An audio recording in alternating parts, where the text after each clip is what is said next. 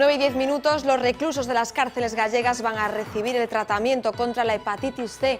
Unanimidad en el Parlamento gallego para que el Sergas dispense este fármaco, Lucía. Sí, una buena noticia que abre cierta esperanza para el colectivo. Los afectados habían trasladado esa reivindicación a la Cámara a través del BNG y finalmente, como dices, todos los grupos, ha habido unanimidad, están de acuerdo con que el Sergas dispense los fármacos a la población reclusa. Una pequeña victoria para este colectivo, decepcionado, sin embargo, con la actitud del presidente de la Xunta, al que acusan de eludir responsabilidades sobre la demora en la dispensación de medicamentos. Según Feijóo, ahora mismo más de 3.000 pacientes están siendo atendidos. Día 38 ya después de las elecciones y sin presidente a la vista. Hoy el Rey ha iniciado la segunda ronda de contactos con los partidos, un déjà vu en Zarzuela que terminará con un candidato a la investidura. Hoy ha sido el turno de Nueva Canarias, Foro Asturias y Coalición Canaria. Mañana pasarán por aquí Unión del Pueblo Navarro, Izquierda Unida y PNV, pero como un argumento nuevo en sus reuniones tendrán la oferta que esta mañana ha lanzado Rajoy a Pedro Sánchez. El presidente en funciones le ha ofrecido, vía entrevista televisiva, el apoyo del PP al PSOE en comunidades y ayuntamientos donde gobierne con Podemos, si a cambio le permite gobernar a él, a Rajoy. El PSOE ya ha contestado que no. Sánchez, una vez más, da calabazas a Rajoy. Si hay un acuerdo a nivel nacional entre el Partido Popular Ciudadanos y el Partido Socialista, puede haber un acuerdo que afecte también a las comunidades autónomas e incluso a grandes ayuntamientos. El señor Rajoy vuelve a hablar de sillones y no de soluciones a los españoles. El señor Rajoy vuelve a pensar que la única solución para España es mantenerse él en el sillón de la Moncloa. Y yo le digo que no. Podemos ha presentado hoy un nuevo reparto de los diputados en el Congreso para bajarse del gallinero, como ellos dicen, donde les han instalado. Compartirían bancada con el PSOE, ese partido al que acusan de querer parecerse a lo que antes querían combatir. Fue Juan Carlos Monedero el que se expresó anoche en estos términos en el programa Vía V de esta casa. El momento más delicado llegó cuando al cofundador de Podemos le tocó valorar a Pablo Iglesias. ¿Cuál diría que es el peor defecto del líder del partido? Algo malo de Pablo Iglesias.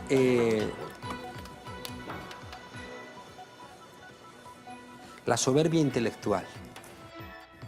Luego escucharemos un extracto de los mejores momentos de esa entrevista a Juan Carlos Monedero.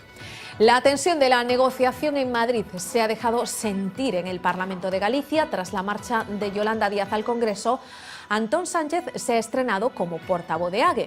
A él le ha dicho Feijóo que las políticas sociales del PP le dan 1000 vueltas a las de las mareas. Como ejemplo, los comedores de Santiago. A imposición das políticas de mal chamada austeridade supoñen só austeridade para os de abaixo. Só hai que lembrar os nomes de Bárcenas, de Rato, de Blesa, da Pokémon. Cal é a súa política social? Non ser capaces de xestionar un comedor escolar en Santiago de Compostela?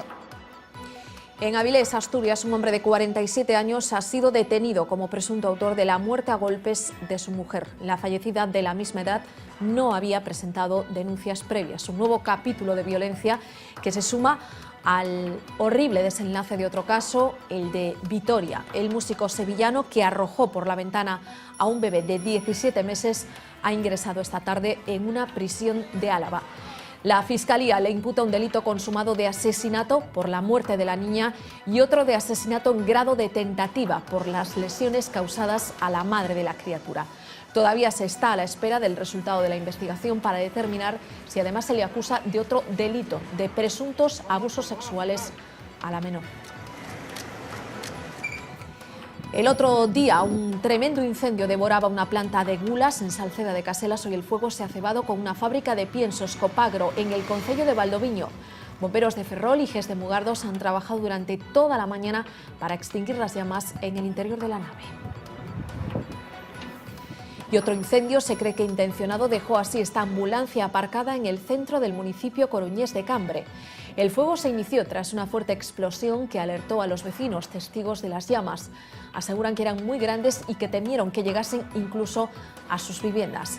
A la zona se desplazaron los bomberos de Arteixo y la policía local, pero ya no pudieron hacer nada por salvar el vehículo, que quedó completamente calcinado. Rocambolesco giro el que tomó por unos momentos el juicio por la muerte de la expresidenta de la Diputación de León, Isabel Carrasco. Faltaba un abogado y tuvo que suspenderse la vista. Sorpresa que iba tomando rasgos de alarma a medida que pasaban las horas y era imposible contactar con él. La policía emprendió la búsqueda, los agentes llegaron incluso a pedir autorización para entrar en el piso de Gago, pero el registro no arrojó rastro alguno. El móvil apagado, sin cobertura. Al final, el letrado de una de las acusadas de la policía, Raquel Gago, apareció en aparente buen estado de salud junto a su coche en el centro de la capital leonesa. Preguntado sobre su ausencia, ha dicho que lo ocurrido es un asunto suyo y de nadie más.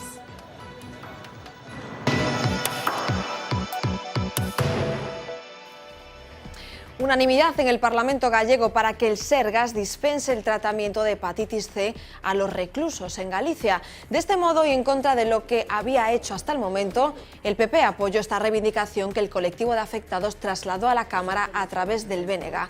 Es la pequeña victoria con la que se fue hoy la plataforma de afectados, que sin embargo manifestó su decepción por la actitud de Núñez Feijóo unas horas antes. El portavoz de AGE le pidió responsabilidades por la demora en la dispensación de fármacos, pero el presidente gallego se escudó en que hay más de 3.000 enfermos que están siendo atendidos. Los afectados lamentan que Feijóo eluda responsabilidades, pero destacan que el apoyo del PP a una de sus peticiones abre una puerta a la esperanza. E afecta a como se xestionou todo este asunto, que se xestionou dunha forma que foi absolutamente ineficiente, absolutamente insensible. Queremos supoñer que isto significa o principio de unha rectificación nas políticas e actitude do Partido Popular de Galicia respecto do tema de hepatitis C. En esa medida, a nos ábrenos unha porta de esperanza. La tensión política se trasladaba hoy al Parlamento gallego, enfrentamiento entre AGE y Núñez Feijóo por las políticas sociales. El portavoz de AGE le recriminó que las políticas y la austeridad del PP llevan al sufrimiento y a la pobreza. De frente se encontró con un Núñez Feijóo que le recriminó su alianza con Podemos y la falta de gestión en los concellos gobernados por las mareas. El presidente de la Xunta puso el dedo en la llaga al destacar que ni siquiera son capaces de gestionar los comedores escolares de Santiago. A imposición das políticas de mal chamada austeridade supoñen só austeridade para os de abaixo. Só hai que lembrar os nomes de Bárcenas, de Rato, de Blesa, da Pokémon. Vostedes inventan a democracia, sinalan o líder do Partido Socialista que despois de ter o peor resultado da súa historia o van a facer presidente como consecuencia da sorrisa do destino. O que vexo queda inaugurado un novo tempo político onde o PP xa empeza a facer sesión de control da maioría do cambio. Alá vostede. Non creo que empece vostede moi ben, pero en fin, eso é unha cuestión que no seu grupo de Podemos deberán de digerir. Creo que debería de ir pensando en mirar o seu, porque quen nos vai desaloxar do poder non é AGE, non son as mareas, son as maiorías agredidas polas súas políticas durante todos estes anos. Cal é a súa política social? Non ser capaces de xestionar un comedor escolar en Santiago de Compostela. Apoyo a cambio de la investidura era la oferta que realizaba esta mañana el presidente en funciones al líder del PSOE. Pedro Sánchez la rechazaba minutos después. Rajoy estaba dispuesto a apoyar a los socialistas en ciudades y comunidades si estos le dejan llegar a Moncloa. Sánchez contesta con un rotundo no, asegurando que con gobiernos regionales y locales no se juega. 38 días después de las elecciones seguimos sin respuesta. ¿Quién será el presidente? Mariano Rajoy hoy en Ana Rosa. A mí me gustaría volver a serlo. Y para eso Rajoy dispuesto a todo. Está abierto absolutamente a todo, ¿no? Rajoy ofrece un gobierno en coalición. Todas las fórmulas son posibles. Es posible desde gobierno de coalición, a apoyo desde fuera, a oposición constructiva desde fuera. Ofrece ceder en la reforma laboral, en la ley de educación, incluso apoyar al PSOE en comunidades y ayuntamientos para que no tengan que depender de Podemos. Si hay un acuerdo a nivel nacional entre el Partido Popular Ciudadanos y el Partido Socialista, puede haber un acuerdo que afecte también a las comunidades autónomas e incluso a grandes ayuntamientos. Todo un recado a los varones socialistas que ven que no pueden aprobar sus presupuestos. ¿Hasta dónde está dispuesto a llegar en sus ofertas? ¿Haría Sánchez presidente con tal de que no gobierne Podemos? Tendría su gracia que el Partido Socialista no consiguiera el apoyo de Podemos y tuviera que apoyar al Partido Popular. No, me parece algo disparatado. ¿Cómo se le explica eso a los votantes del Partido Popular? Si no presidente, ¿haría Sánchez vicepresidente? Tendríamos que escucharlo, sí. Es decir, el señor Sánchez se la daría al señor Pablo Iglesias la vicepresidencia, ¿no? Pues no lo descarta porque, como él mismo reconoce, todo este desfile de propuestas cruzadas entre unos y otros es... Este es un juego de pillos. Nosotros tenemos 123 escaños, creemos que el gobierno bueno es con estos 3 y aún estamos a tiempo de hacerlo. La otra opción, un gobierno PSOE-Podemos, observen su cara. Es una sonrisa del destino que él siempre tendrá que agradecer. ¿Y lo que le parece? Me parece un disparate, ¿no? Es lo peor que le puede pasar a España. El último escenario, elecciones anticipadas. Si no queda más remedio, sin duda habrá que ir. He escuchado hoy una oferta del señor Rajoy. Su oferta es el apoyarle en su investidura a cambio de una supuesta estabilidad en los gobiernos autonómicos. El señor Rajoy vuelve a hablar de sillones y no de soluciones a los españoles. El señor Rajoy vuelve a pensar que la única solución para España es mantenerse él en el sillón de la Moncloa. Y yo le digo que no.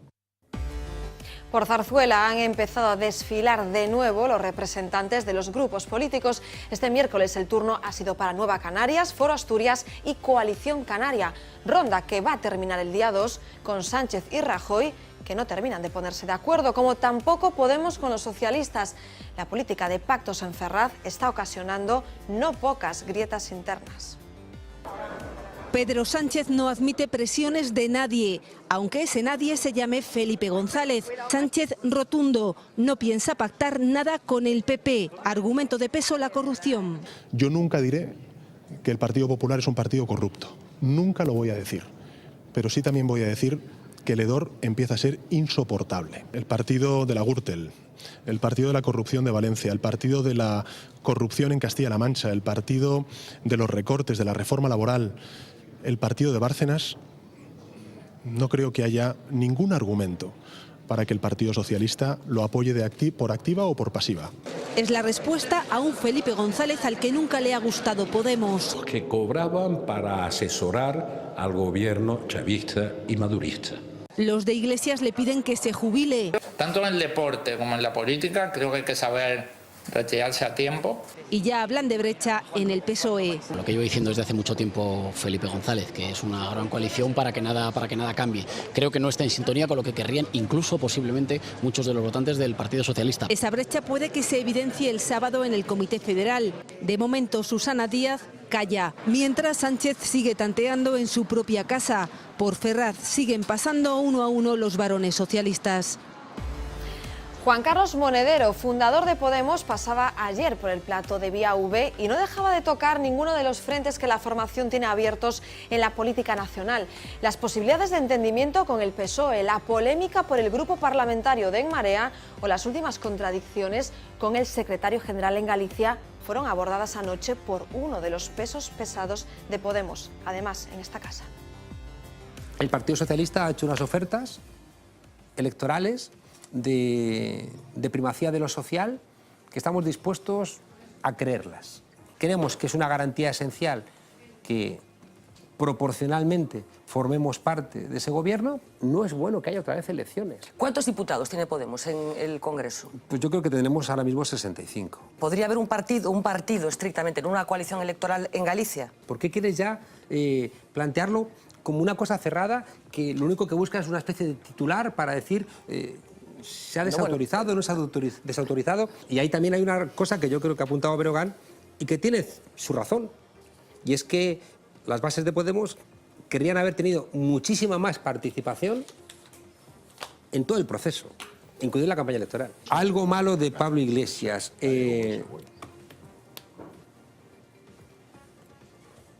La soberbia intelectual. La soberbia intelectual de Pablo Iglesias, dice Monedero, es un titular que está llamando la atención de los medios de comunicación de todo el país, pero después de esta resaca de Juan Carlos Monedero en Vía V, Fernanda Tavares, buenas noches, hay muchos más temas. ¿Qué tal, Gladys? Muy buenas noches. Bueno, recuperaremos los grandes momentos de la entrevista de ayer con Juan Carlos Monedero, que efectivamente está teniendo cierta repercusión, sobre todo esa forma de definir a Pablo Iglesias, pero hablaremos mucho de política, entre otras cosas de esa renuncia anunciada esta misma tarde de Carlos Negreira, exalcalde de A Coruña, presidente provincial del Partido Popular en A Coruña, que hoy ha anunciado esta tarde que deja la política. Hablaremos con el delegado de La Voz en A Coruña para que nos dé todas las claves de esta renuncia que algunos ya pronosticaban después de las elecciones municipales. Muchas cosas que analizar, el lío de la ubicación de los diputados de Podemos, la oferta del Partido Socialista, pero hablaremos también de arte.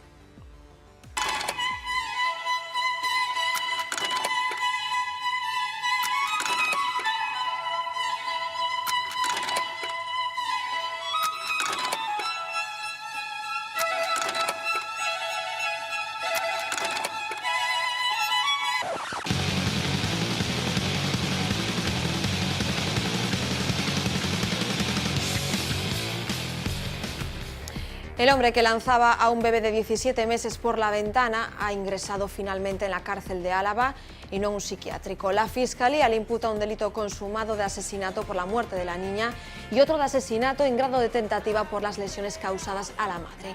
Todavía se está a la espera del resultado de la investigación para determinar si se le acusa de otro delito por presuntos abusos sexuales a la menor.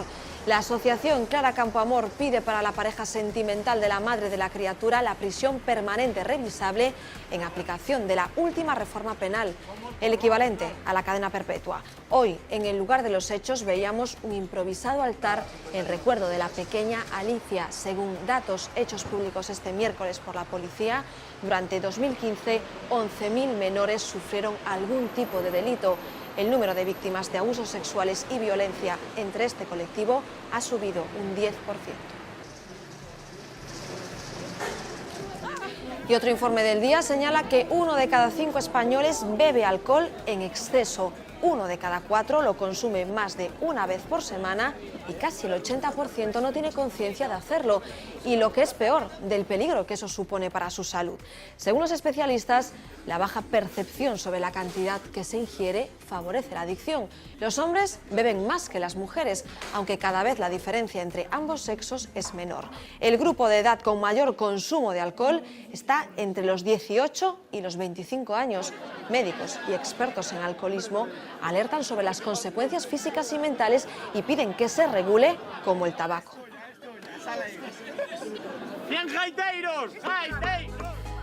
Momento para hablar de la información del tiempo y estarán de acuerdo en que hoy, Xavi Fonseca, buenas noches, hemos tenido que agarrarnos bien para que no nos llevase el viento, ¿no? Efectivamente, ha sido una jornada de mucho viento, de viento muy intenso. Aquí tenemos algunos registros que nos ha dejado este día de vientos intensos de componente sur. Donde más fuerte ha soplado el viento ha sido la costa norte. De hecho, teníamos un aviso activado de color amarillo en la Mariña Lucense por rachas que podrían superar los 80 km por hora. Y fíjense, porque finalmente esa cifra se ha superado con creces. Pero también en otros muchos puntos de la comunidad, sobre todo de la zona oeste, se han superado incluso los 80 km por hora. El viento ha sido protagonista hoy. Y en unos minutos, en unas horas, lo serán las precipitaciones, porque vamos a ver la imagen del satélite. Tenemos encima un frente, que aquí podemos ver la evolución de ese frente que va a atravesar Galicia durante la próxima madrugada, un frente frío que va a dejar lluvias moderadas durante toda la madrugada. A partir de entonces, mañana jueves, vamos a ver en el mapa de las isobaras, Galicia recupera la influencia del anticiclón, estabilidad. Sin embargo, seguiremos con aire frío en altura y por tanto este jueves va a ser una jornada bastante inestable. Va a ser una jornada de chubascos que por la mañana van a tener bastante intensidad, incluso acompañados de granizo y también de tormenta. Por la tarde la situación comenzará a suavizarse de forma progresiva. En cuanto a las temperaturas, hay que decir que con ese aire frío descienden de forma significativa las temperaturas máximas, que por ejemplo en la mitad norte van a oscilar entre los 12 y los 14 grados. En otros puntos de la comunidad también podemos apreciar ese ligero descenso de las temperaturas máximas. Además, importante, cambia la dirección de los vientos. Con el anticiclón de componente sur pasamos a componente norte y, por tanto, con ese aire frío y con esos vientos de componente norte, la sensación térmica va a ser un poco más fresca. En la provincia de Pontevedra encontramos la máxima más elevada de la comunidad, en Vigo, de 15 grados, pero con ese viento del norte la sensación térmica no va a ser tan suave, y en la provincia de Ourense, como siempre, pues muy parecida a la provincia de Pontevedra, máximas que en Ourense capital, por ejemplo, van a alcanzar los 14 grados. Así que este jueves, repetimos, va a ser una jornada muy inestable, con descenso de las temperaturas. Nosotros hoy en Historias del Tiempo vamos a hablarles de un invierno muy duro que duró 10 años.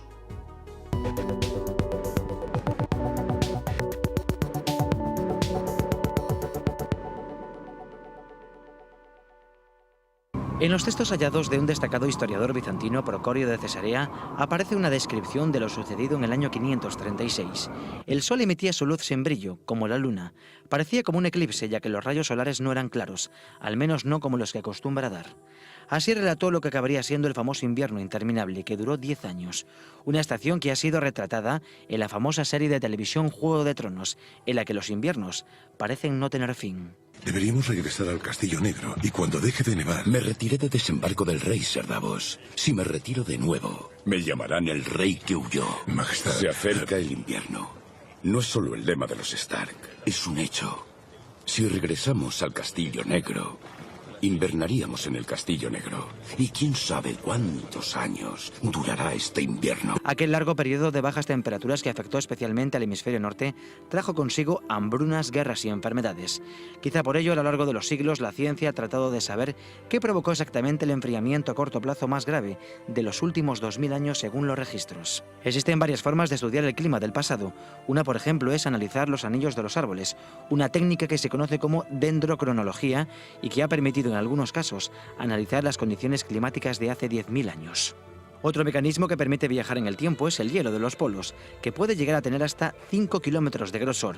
El hielo se sondea y puede revelar cuáles fueron las temperaturas de determinadas épocas, mientras que las burbujas de aire que contienen informan sobre la evolución de la atmósfera. El hielo más antiguo que se ha investigado está en la Antártida y tiene unos 800.000 años. Recientemente, un grupo de investigadores estadounidenses analizaron el núcleo del hielo de Groenlandia y justo en las capas que datan del siglo VI hallaron grandes cantidades de níquel y estaño, sustancias propias de un cuerpo del espacio exterior. A partir de ahí, trataron de atar cabos. La comunidad científica sabe que en el año 530 después de Cristo pasó por la Tierra el cometa Halley y que la lluvia de meteoros que generó fue muy intensa. El Halley produce las Eta Aquaridas, una lluvia de estrellas fugaces que pueden verse en nuestro cielo a finales del mes de abril. Lógicamente, este tipo de fenómenos no pueden provocar un cambio de las condiciones meteorológicas tan radical. Tuvo que haber pasado algo más. Hoy la teoría científica más aceptada indica que una parte del cometa pudo haber colisionado contra la Tierra, oscurecer la atmósfera, impedir por tanto el paso normal de los rayos solares y enfriar la superficie, es decir, un efecto similar al que provocan las grandes erupciones volcánicas. Algunas investigaciones relacionan los efectos de este drástico cambio climático que provocó el impacto con un intenso periodo de sequía y hambruna alrededor del mundo que pudo precipitar una de las 3 plagas más devastadoras de la historia, la de Justiniano, que ocurrió en el año 541. En el momento álgido llegaron a fallecer unas 10.000 personas cada día. Hasta el año 590 siguieron sucediéndose algunos brotes que acabaron con la vida del 25% de la población. La agricultura se interrumpió casi por completo, ya que el abandono de las granjas era masivo y no volvían a ser ocupadas durante décadas o incluso siglos. Curiosamente, sin la presencia de los seres humanos, la vegetación tomó el control de las tierras y su crecimiento retiraba el CO2 atmosférico de forma abundante, tanto que la temperatura media del planeta descendió. Y el responsable de esta cadena de desastres y cambios en el clima pudo haber sido el Halley, el más famoso de todos los cometas.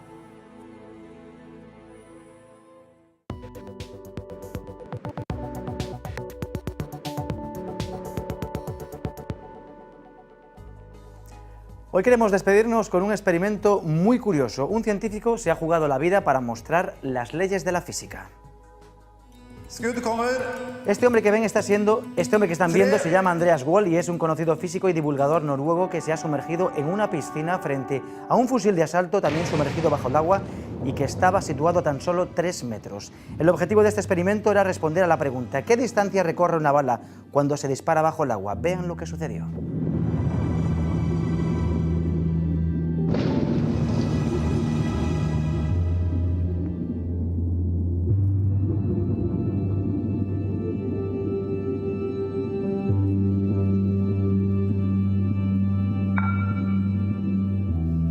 La respuesta es que una bala disparada bajo el agua solo recorre poco más de 1 metro, y la explicación es que el agua ofrece tanta resistencia al proyectil que apenas recorre una distancia muy corta antes de perder su impulso y caer hasta el fondo de manera inofensiva. Lógicamente, él como físico ya conocía cuál sería el resultado del experimento. Gladys, la ciencia le salvó la vida.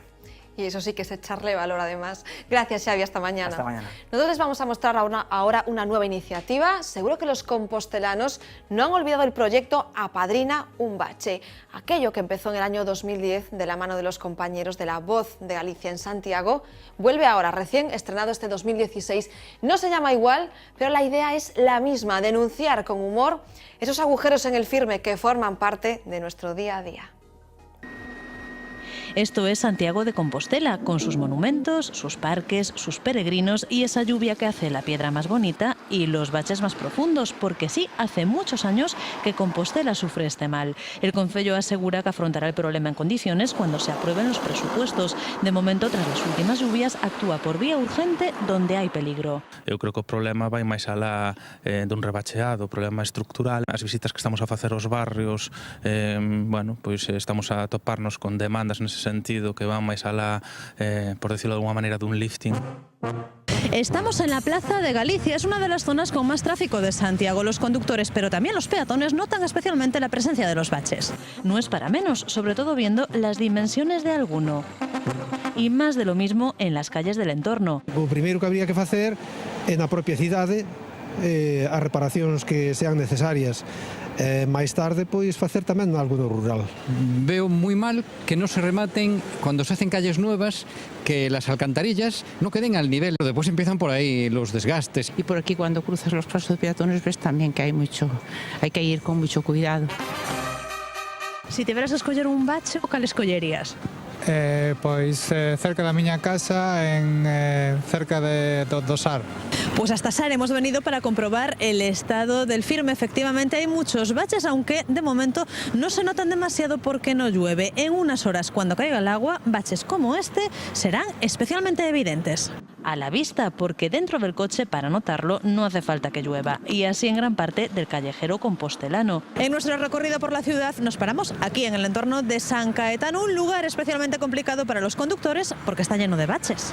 A la vista de esto, la edición compostelana de La Voz ha decidido una vez más recopilarlos. Esta iniciativa un poco intenta recoger el espíritu de aquella otra que puso en marcha Nacho Mirás, nuestro compañero, en el 2010, y que fue muy celebrada por los lectores, por los internautas. Tenía el nombre de Apadrina un bache, y era un poco pues el mismo espíritu, ¿no? Buscar los peores socavones de Santiago y un poco pues eso, compartirlos. Más adelante los internautas tendrán que decidir cuáles son los peores. Lo tendrán difícil. A la redacción no paran de llegar fotos. Si se recoge bien y se amplifica bien en las redes sociales, pues llega muchísima gente. Mientras tanto, en el mundo real, lo que toca de momento es tener paciencia y esquivar los baches.